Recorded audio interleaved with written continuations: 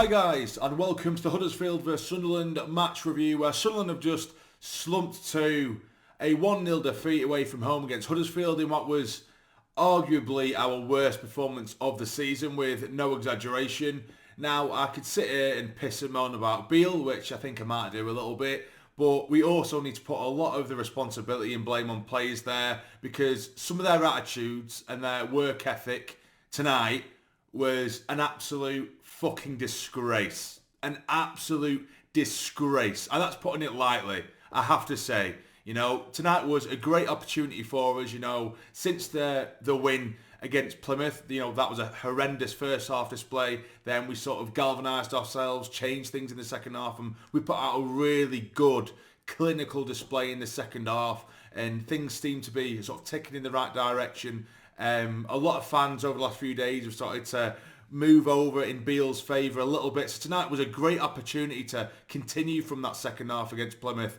And dear God, the lads did not turn up. In fact, I can't remember us actually having a shot on target until the 89th minute. It was that bad. And that, you know, in Huddersfield's favour, it wasn't. When I say it was a great opportunity for us to continue and try and maintain a bit of positive momentum. I don't mean it would have been an easy task to beat Huddersfield. I was saying before the game to people that I was expecting it to be really close, because they're not a bad side despite where they are in the league. They have their threats. Thomas on one side, who's a nightmare to deal with. I watched him absolutely rinse Leeds and other teams this season. They have threats of their own, but they also have weaknesses which we didn't even nearly exploit or attempt to exploit.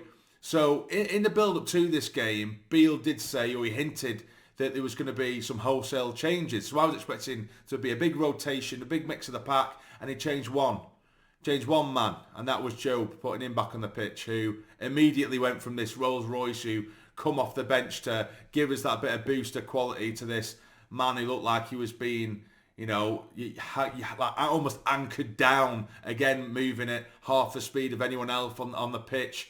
So sluggish on the ball, offering nothing, and was a passenger. Not just him, Ekwa as well, absolutely god-awful. And again, another one of his displays where rather than taking 1 touch, 2 touch, then give it, he takes 7 touch, 8 touch, then loses it. And so many plays were like that on the pitch today. So the only play that was changed was Job. Now, in terms of the system, I could not even nearly tell you what we were playing. You know, even the commentary team on the game this evening, they couldn't work out what the team was. So we had Pato in goal, we had Yelder starting at left back, Hume at right back, O'Nien and Ballard as the back four. Other than that, I could not tell you what the fuck Beal had tried to do with his team. No idea. Because at times it almost looked like it was Neil's the sort of holding midfield role, and then it was Job, and then it was Ekwa just in front. But then it was like Abdullah Bar was behind Rusin, and Clark was on the left-hand side, and we had absolutely no one on the right. Regardless of where the ball was on the pitch, there was no one there on the right-hand side. So it was almost like he's instructed Abdullah Bar to stay down the centre, because they do pile the bodies in the centre, but then we had nothing on the right-hand side. So Hume has zero outlet and zero help on his side, where Thomas is fucking battering him time and time again. The second Huddersfield get the ball, they are right at us. They take 1 touch, 2 touch maximum, then they pass the ball on and they move forward. What we do is 1 touch, 2 touch, 3 touch, 4 touch, lose the ball. Bang. Every time I hoof it straight back to them. That's it. Every time we got the ball. And what we were doing, you know, when Huddersfield, when we did give them a little bit of time and space on the ball, they weren't using that as an excuse to, right, okay, let's calm the play down, we'll keep possession, we'll slow down the tempo. No, we weren't that at all. It was still the 1 touch, 2 touch, bang, break at us, get at us at first, give an opportunity to get at us. They were threatening, they were football inside, they wanted to win the game. We were so off it, and it typified it, and I said this on social media, it just absolutely typified the first half in particular. You know, the first were just as bad as the fucking second, but it just typified us. There was one point where O'Nien had brought it from pretty much the edge of our box all the way up to the halfway line, and he's looking and he's screaming, and everyone is just sort of like that, heads down, like literally walking across their back line, no movement, and almost like shying away from the ball, giving like O'Nien the side eye almost, just sort of like, oh, really, me? Do you really want me to? Do you know what I mean? It was that bad, and then O'Nien was forced to turn back and pass backwards. No one wanted it. There was no oomph, there was no will, desire, none of that shit. None of it at all. Their goal came from a set piece, which it was smartly done. It looked like Thomas was lining up to take it, but then he's rolled it to Rodoni, who hits it. It skids off the surface, but my God, it's Sunday league goalkeeping from Pato, and he's done this several times this season, by the way, I will say, Anthony Patterson, but half the time he gets away with it. But he should be either powering it into a place of no danger, which again, it's Sunday league goalkeeping, or keeping hold of it, and that's it. And he's put enough behind it to get it away. But the amount of times that lad, he just parries it straight into the danger zone, and half the time he does get away with it. But this time he doesn't. He's parried it straight into the Huddersfield man, who knocks it away for 1-0, and he thought that might wake us up. He didn't. They were still going for it. Their press was still fantastic. So again, Huddersfield, credit to them. We had zero press, really. It was just a mess. The system was an absolute state. We didn't create a chance at all in that first half. I think Ekwa had one from distance which was deflected and went wide, and that was pretty much it. Second half, they're still in the driver's seat, really. Joe blocks one on the line. They had a couple of really decent chances in and around the box, but we just looked poor. We did throw changes at it in the end, but, you know, in fairness to Beal. But again, they were just some sort of hopeful ones who eventually brought off Rusin. Burso comes on later on. Mundle, we saw Pembele come on, which he went on to right back, and Yelder come off, and Hume went over to left back. Roberts come on, tried to change things. Jack Clark, when he was on the ball, you know, I've seen a few people online sort of defending Jack Clark, saying, no, we can't do much with he sort of triple marked it. And in fairness, I don't think he necessarily was. There was a handful of times where he was just sort of a one-on-one, sometimes a one-on-two. But he was just running himself into danger every time he got the ball, and it was unbelievably predictable. And then, you know, Abdullah Bar in the first half, you know, before he did come off, he's one of them. He's the most inconsistent and frustrating footballers because there is something about him. But there's one thing that I cannot stand is when you lose the ball and you have the immediate opportunity that's presented to you, try and hit the ball back, and you can't be arsed. You're that frustrated. You think that the world over that they need to try and sort it out for you. I cannot forgive that. And what I mean is, like, he'll get the ball, and rather than just give the simple pass, he'll try a trick or a flick, or he'll try 3-touch, 4-touch, 5-touch, and it's all this ample opportunity to give the fucking ball.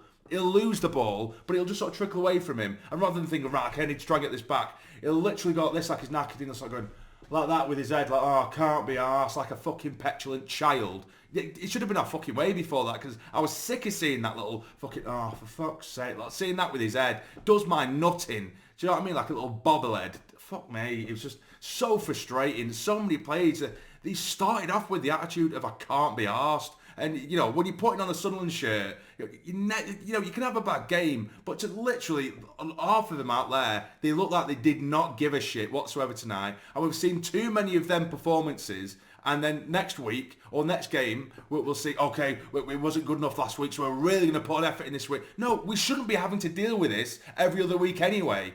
You know, it's far too inconsistent, and it's unacceptable to walk out in a Sunderland shirt and put such a fucking half-arsed effort in. It was a joke tonight. It was a vile watch, and I felt so sorry for the away support there who had jack shit to get behind. Nothing. They were sleepwalking, and fair play to Huddersfield because they just crowded around the centre of midfield and they were doing really well. As soon as we just did the quick passing, which was very rare, all you needed to do was a couple of quick passes, then spread the play.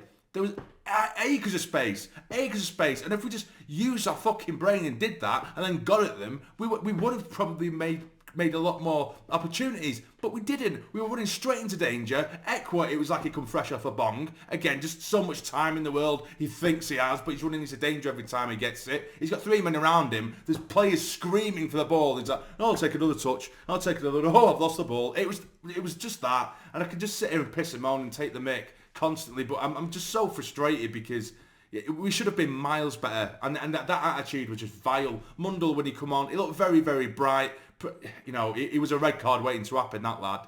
You know, you could see he wanted to scrap from the second he come on.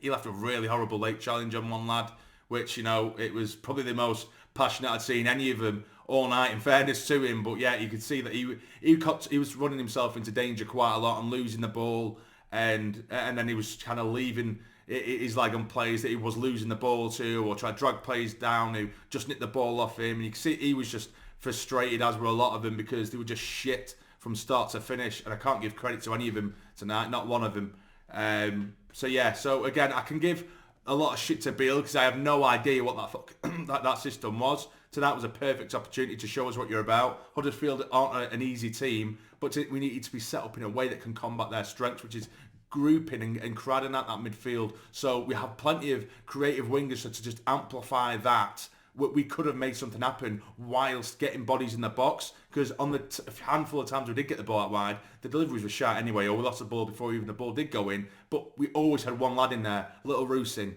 And sometimes because he wasn't getting involved, he'd drag himself out wide and he's crossing to no one who's in the box. So it was just a horrible system, so Beal needs to be accountable for that, but the attitude in general of the players was absolutely horrific. So that's what I'm going to say. I think that was the worst performance of the season, mainly for attitude, and the system was sharp from Beal. I apologise, it's just been ranting and raving, but that's what you're going to get when you dish me up a fucking performance like that, man.